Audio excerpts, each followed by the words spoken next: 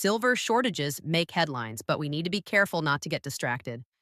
When it comes to the clean energy transition or boosting traditional energy production, copper, a less glamorous base metal, may be the 800-pound gorilla in the room. We use copper for almost anything that makes electricity flow, no matter how that electricity is produced.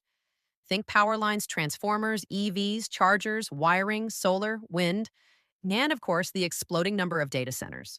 Basically, everything that runs on electricity needs copper, and right now we're seeing unprecedented demand for energy infrastructure growth, both traditional and renewable. To build it, maintain it, and expand it, we need copper at every step. According to the International Energy Agency, demand could outstrip supply within about a decade. And yes, we're already feeling the impact. JP Morgan has pointed to copper shortfalls contributing to major price increases in 2025. Analysts expect that pressure to continue, with global shortfalls carrying into 2026. So why can't we just scale up copper production to meet demand? Because just like silver, shortage doesn't necessarily mean the world is out of copper. Shortfalls usually mean the pipeline can't scale fast enough. We're running 21st century demand through 20th century systems. For example, the IEA noted it can take around 17 years to move a new mine from discovery to production. And even weather and disasters can throw a wrench into output. One example was the fatal mudslide in Indonesia that impacted operations at the Grasberg mine. In other words, even the copper we already have online can get disrupted. And just like with silver and other resources, global politics is an increasingly loud canary in the coal mine. Major supply sources aren't always in the same place as the major demand drivers. So you can have copper in the global system while still having bottlenecks, tariffs, restrictions, and supply chain friction that make it harder to move where it's needed.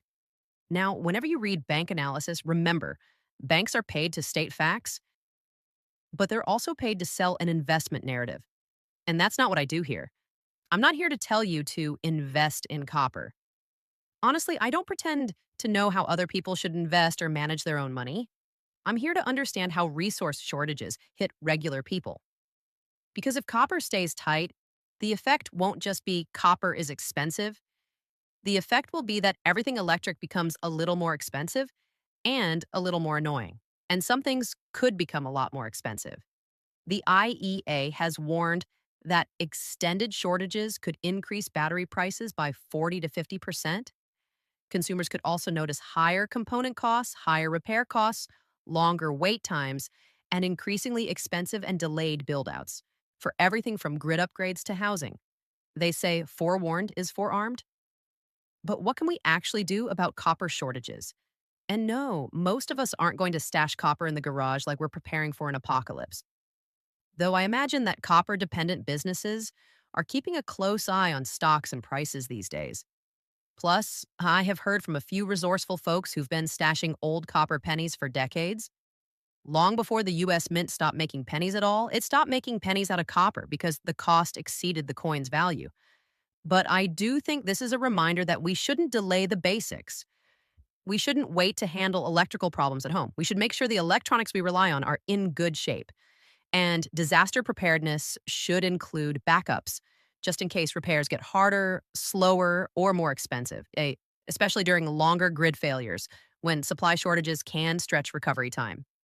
And sadly, in an era when housing affordability is already a major issue, copper prices could be one of several building costs that keeps housing pressures high. So if you felt like the future is arriving, but it's arriving with bottlenecks and back orders, you're not imagining it. I've included links to my sources in the description, and I hope you explore them if you're interested. And this community gains a lot by sharing observations and opinions in the comments. I read them all, and so do others, so I hope you share. For example, have recent repairs cost more or taken longer than you expected because of back orders or supply price increases? If you're interested in more resource resilience or a deeper understanding of what's happening in commodity markets, I hope you subscribe and like this video. We can stay connected and help spread sensible news to help people plan for the future. Until we chat again, keep your eyes open and take care of yourself. Because silver shortages make headlines, but copper shortages shape the world we actually live in.